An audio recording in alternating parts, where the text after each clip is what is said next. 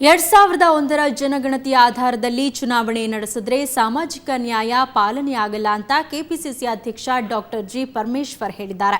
2011ರ ಜನಗಣತಿಯ ಆಧಾರದಲ್ಲಿ ಚುನಾವಣೆ ನಡೆಯಬೇಕಿತ್ತು.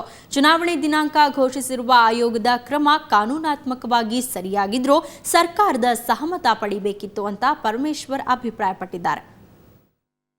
ಸ್ಥಳೀಯ ಸಂಸ್ಥೆಗಳಿಗೆ ಚುನಾವಣೆಯನ್ನ ಘೋಷಣೆ ಮಾಡಿದ್ದಾರೆ.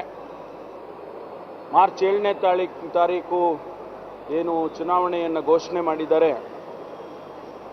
ಇದು ಬಹುಶಃ ಸ್ವಾಗತ ಮಾಡ್ತೇನೆ ಅಂತ ಹೇಳೋದಕ್ಕಿಂತ ಹೆಚ್ಚು ಒಂದು ರೀತಿಯಲ್ಲಿ ಗೊಂದಲವನ್ನು ಕೂಡ ಸೃಷ್ಟಿ ಮಾಡ್ತಾ ಇದೆ ಅಂತೇಳಿ ನನ್ನ ಅನಿಸಿಕೆ.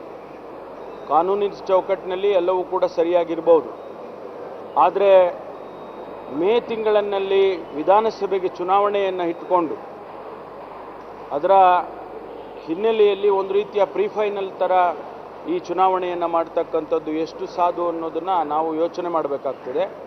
ಇದರ ಜೊತೆಗೆ 2007ರ ಜನಸಂಖ್ಯೆ ಆಧಾರದ ಮೇಲೆ ಇವತ್ತು ರಿಸರ್ವೇಷನ್ ಏನು ಮಾಡಿದ್ದಾರೆ, ಬಹಳಷ್ಟು ಕಡೆ ಹೆಚ್ಚು ಜನರಿಗೆ ಮತವನ್ನು ಚಲಾವಣೆ ಮಾಡೋದಕ್ಕೆ ಅವಕಾಶವನ್ನು ಕಲ್ಪಿಸಿಕೊಡೋದಿಲ್ಲ.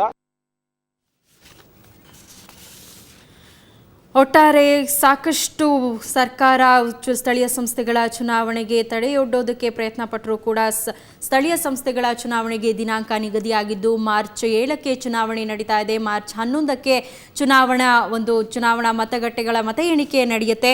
ಒಟ್ಟಾರೆ 2011ರ ಜನಗಣತಿಯ ಆಧಾರದಲ್ಲಿ ಚುನಾವಣೆ ಏನಾದರೂ ನಡೆದರೆ ಸಾಮಾಜಿಕ ನ್ಯಾಯ ಪಾಲನೆ ಆಗಲ್ಲ ಅಂತ ಕೆಪಿಸಿಸಿ ಅಧ್ಯಕ್ಷ ಡಾಕ್ಟರ್ ಜಿ ಪರಮೇಶ್ವರ್ ಹೇಳಿದ್ದಾರೆ. 2011ರ ಜನಗಣತಿಯ ಆಧಾರದಲ್ಲಿ ಚುನಾವಣೆ ನಡೀಬೇಕಾಗಿತ್ತು. ಚುನಾವಣಾ ದಿನಾಂಕ ಘೋಷಿಸಿರುವ ಆಯೋಗದ ಕ್ರಮ ಕಾನೂನಾತ್ಮಕವಾಗಿ ಸರಿಯಾಗಿದ್ರೂ ಸರ್ಕಾರದ ಸಹಮತ ಪಡಿಬೇಕಿತ್ತು ಅಂತ ಪರಮೇಶ್ವರ್ ಅಭಿಪ್ರಾಯಪಟ್ಟಿದ್ದಾರೆ.